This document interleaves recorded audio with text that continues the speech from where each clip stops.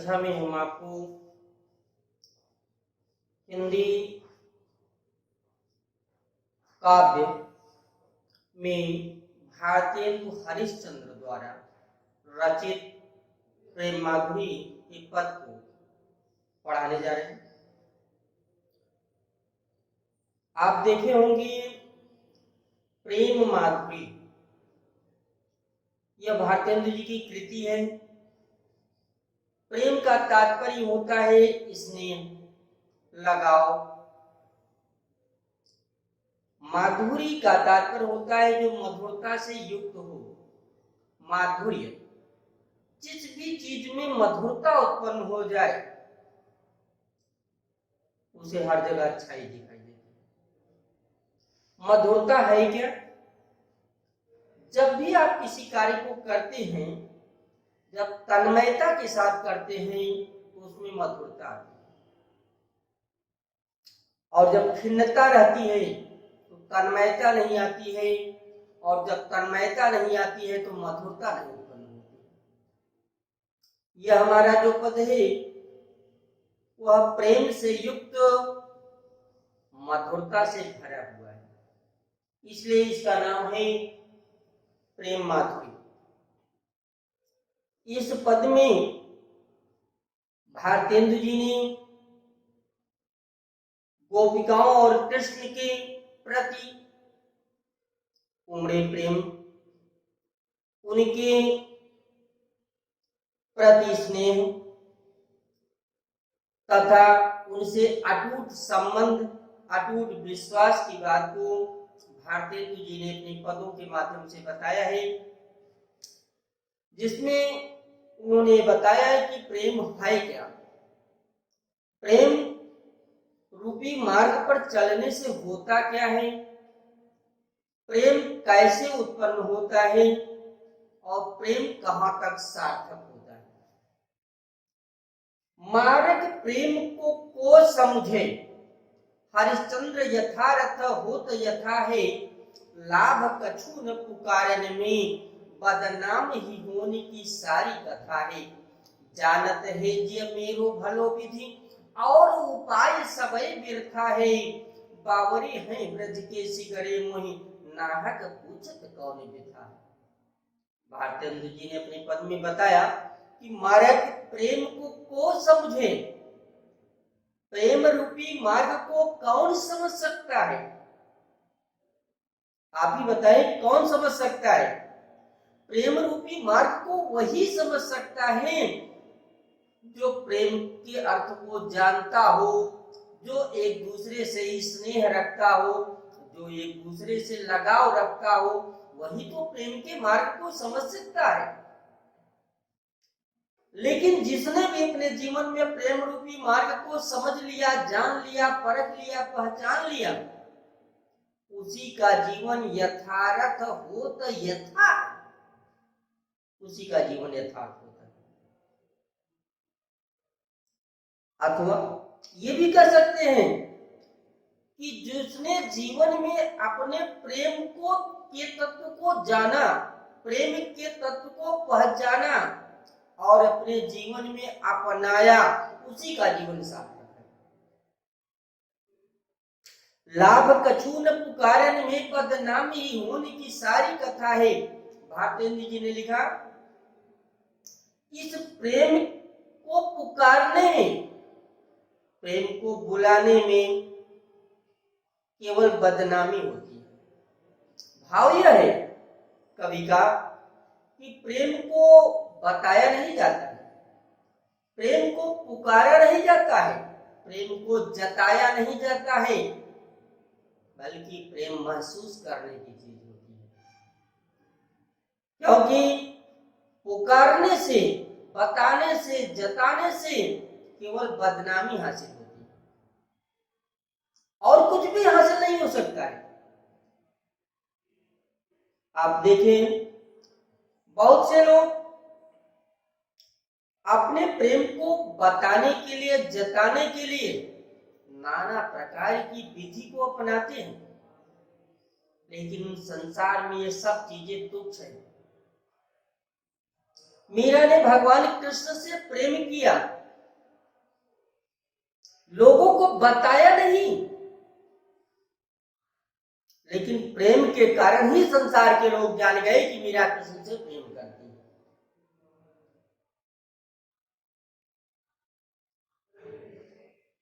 तो गोपिकाओं ने भगवान कृष्ण से अटूट प्रेम किया,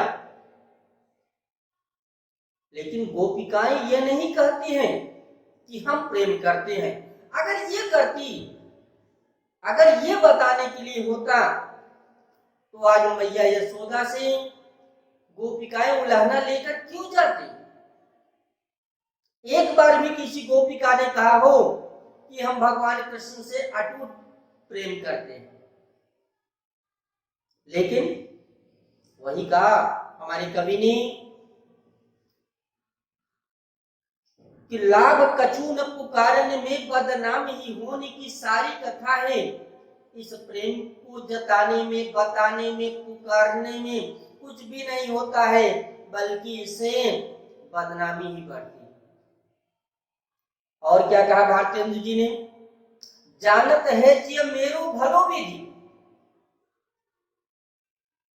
क्या कहते हैं कि मेरा मन जानता है, भली प्रकार से, अच्छी प्रकार से जानता है, इसके अलावा मेरे पास कोई रास्ता नहीं है, मेरे पास कोई विकल्प भी नहीं है। और क्या कहा है?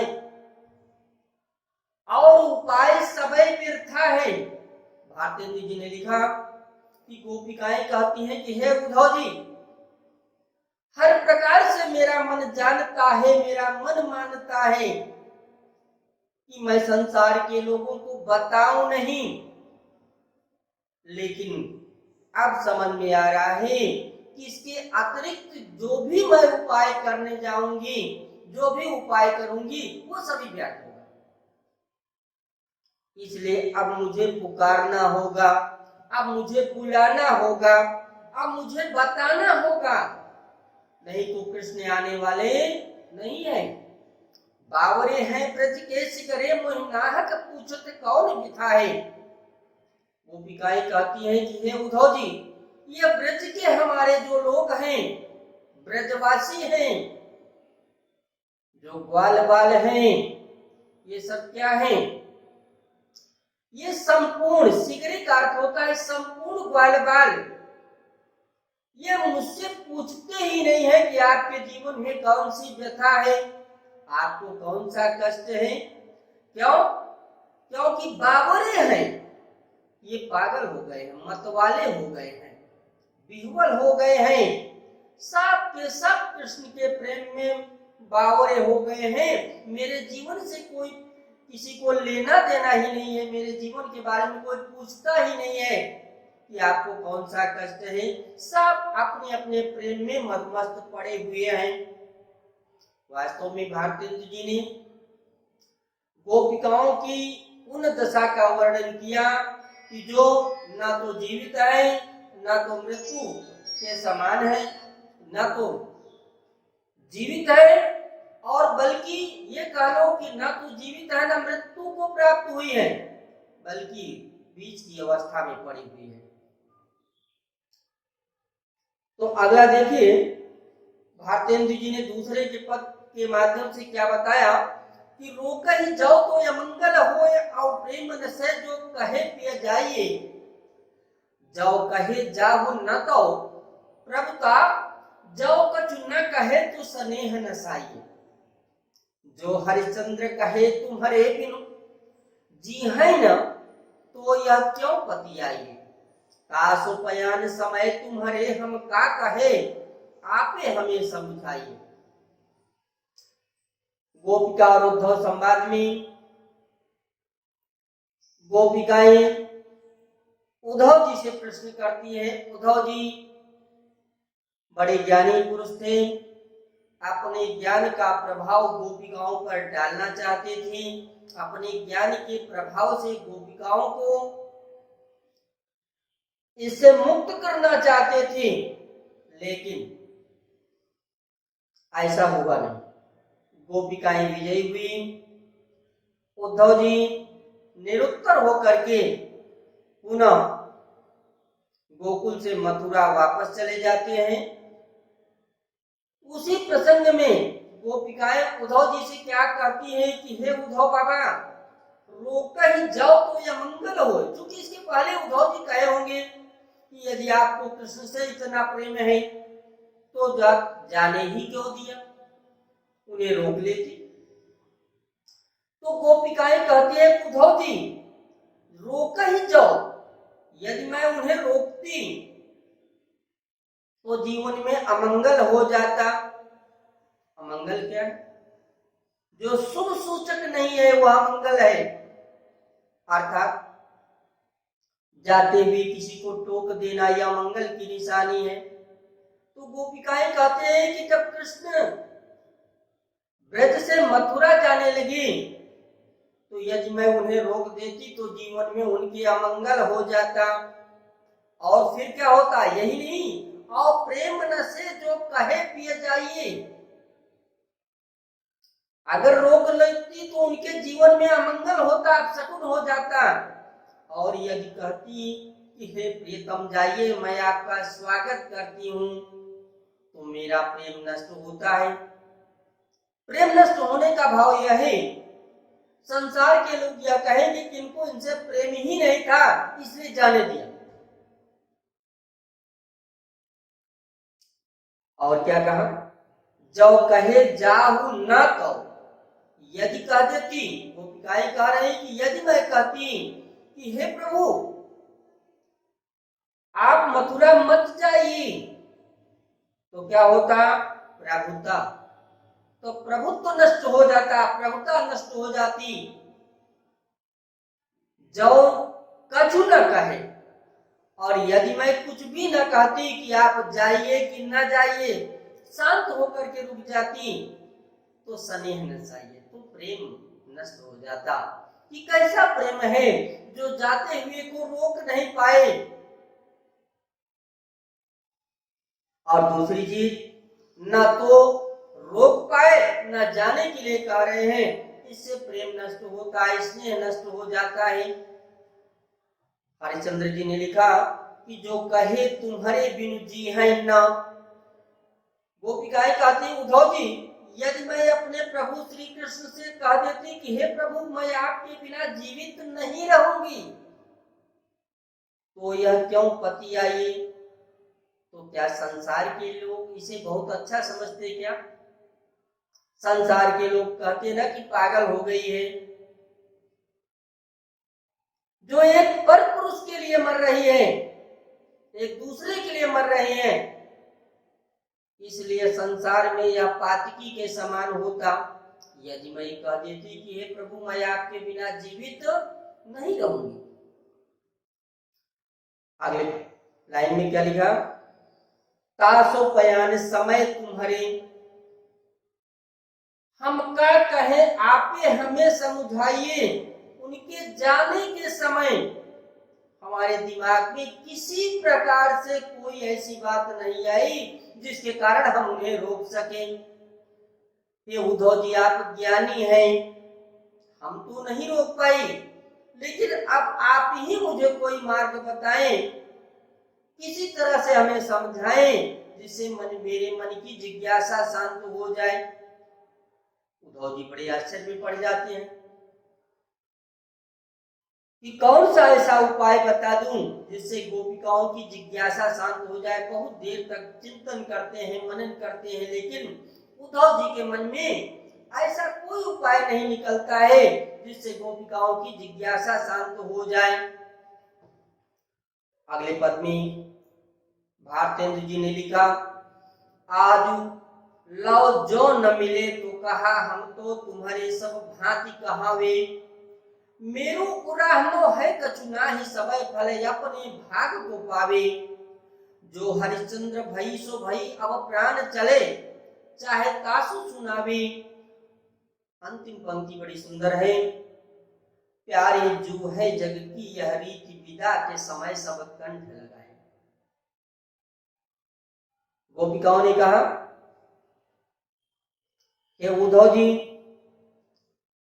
मेरी आपसे एक प्रार्थना है, एक विनती है, एक आरजू है आपसे कि मेरा संदेशा मेरे प्रभु तक पहुंचा दीजिएगा।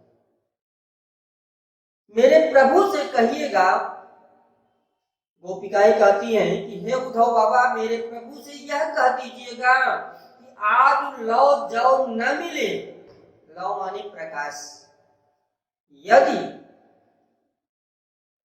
आपके द्वारा दिखाया गया, आपके द्वारा मुझे प्रकाशित नहीं किया गया, अर्थात मुझे ज्ञान नहीं प्राप्त हुआ, मुझे कोई मार्ग नहीं सूझा, तो लोग कहते हैं कि आपके द्वारा यदि हमें अमुक चीज नहीं मिली तो सोच लो हम बहुत बुरा कर देंगे। लेकिन गोपिकाओं ने ऐसा नहीं कहा। बहुत ही सुंदर उक्ति भारती जी द्वारा यहाँ रचित है। गोपिकाओं ने कहा, उद्धव जी मेरे प्रभु से कहिएगा, यदि आपके द्वारा हमें कोई सुझाव नहीं प्राप्त हुआ, आपके द्वारा कोई ज्ञान नहीं मिला, आपके द्वारा हमें कोई संतुष्टि नहीं प्राप्त हुई आज, तब भी हम तो तुम्हारे सब भांति कहावे, तब भी मैं हर तरह से, हर प्रकार से आपकी ही कहलाऊंगी। क्या वर्णन किया कि यदि आपका मुझे आश्रय नहीं मिला तब भी मैं आपकी ही कहलाऊंगी, आपके सिवा किसी और की नहीं कहलाऊंगी। मेरो उराहनो है तो चुनाई। गोपिकाएं कहती हैं, उद्धव जी मेरे प्रभु से कहिएगा कि हमारी उनसे कोई शिकायत नहीं है, उलाहना नहीं है, क्योंकि हम जानती हैं सबय फल या अपने भाग को पावे। संसार का हर मनुष्य अपने अपने भाग्य के फल को प्राप्त करता है, अतः इसमें उनका कोई दोष नहीं है। यह सब मेरे भाग्य का प्रभाव है, मेरे भाग्य का फल है कि जो मुझे जीवन में कष्ट प्राप्त हो रहा है वह मेरे भाग्य का फल है। अगले लाइन में, जो हरिश्चंद्र भई सो भई, अब प्राण चले चाहे कासु सुनावे। हरिश्चंद्र जी ने लिखा कि गोपिकाएं कहती हैं कि हे उद्धव जी, अब मेरे प्राण इस जीवन से निकलना चाहते हैं, चलना चाहते हैं, अब मैं कैसे उसे आप तक बता सकूं, कैसे पहुंचा सकूं कि मेरे जीवन की व्यथा क्या है, मेरे मन की व्यथा क्या है। अंतिम पंक्ति बड़ी सुंदर है, प्यारे जो है जग की यह रीत। क्या कहा, हे मेरे प्राणों से प्यारे, हे मेरे प्रीतम, हे मेरे प्राणनाथ, हे मेरे भगवान श्री कृष्ण, संसार की यह रीति है। क्या रीति है? विदा के समय सब कंठ लगावे, विदाई के समय सभी एक दूसरे के गले मिलते हैं। अतः मेरे जीवन के प्राण, अतः मेरे प्राण इस जीवन से निकलना चाहते हैं, इसलिए हे प्रभु मेरी अंतिम अभिलाषा है, मेरी अंतिम इच्छा है कि एक बार इस अंतिम अवसर पर आकर के एक बार आप मेरे गले लग जाएं, मेरे जीवन की सारी व्यथा ही दूर हो जाएगी, मेरे संपूर्ण जीवन में सुख ही सुख प्राप्त हो जाएगा। अतः मेरी केवल एक ही आपसे प्रार्थना है कि हे प्रभु, आप इस शरीर से प्राण निकालना चाहते हैं, अतः संसार की मर्यादा को ध्यान में रखते हुए कि विदाई के समय सभी एक दूसरे के गले मिलते हैं, अतः मेरे जीवन की विदाई के समय भी यदि आप मेरे गले लग जाते हैं तो मेरा जीवन सार्थक हो जाता है। अगले दोहे में भारतेंद्र जी ने बताया कि व्यापक ब्रह्म सबय स्थल पूरन है, हम हूँ पहचानती हैं, पै बिना नद लाल बिहार सदा हरिचंद्र न ज्ञान ही ठानती हैं। तुम उद्धव यह कहियो उनसो हम और कछु नहीं जानती हैं। अंतिम लाइन, प्यारे तिहारे निहारे बिना यखिया दुखिया नहीं मानती हैं। गोपिकाएं कहती हैं, उद्धव जी मेरे प्रभु से कहिएगा कि व्यापक ब्रह्म सबय मैं जानती हूँ कि मेरा परमात्मा या ब्रह्म जो है वह जल थल स्थल हर जगह व्याप्त है, हर जगह फैला हुआ है। हम वो पहचानते हैं, इसे हम अच्छी तरह से पहचानती हैं, जानती हैं। लेकिन क्या कहा, पै बिना नदलाल बेहाल सदा। परंतु भगवान श्री कृष्ण के बिना यह जीवन हमेशा बेहाल रहता है। हरिश्चंद्र ने ज्ञान ही ठान दिया है और इस जीवन में ज्ञान रुक ही नहीं पाता है, ज्ञान अपना स्थान बना ही नहीं पाता है, अर्थात जीवन में ज्ञान आता ही नहीं है श्री कृष्ण के बिना। तुम उद्धव यह कहियो उनसो, हे उद्धव बाबा यह मेरा संदेशा मेरे प्रियतम से कहिएगा कि हम और कछु नहीं जानती हैं, कि हम संसार के और कुछ भी बात को, किसी और मर्यादा को, किसी और प्रकार की बात को नहीं जानती हैं। जानती क्या है, ये प्यारे तिहारे निहारे बिना यखिया दुखिया नहीं मानती हैं। हे मेरे प्राणों से प्यारे, हे मेरे परमात्मा, बिना आपको देखे यह दुखियारी आंखें संतोष को प्राप्त ही नहीं करती हैं। अतः आज के इस पद में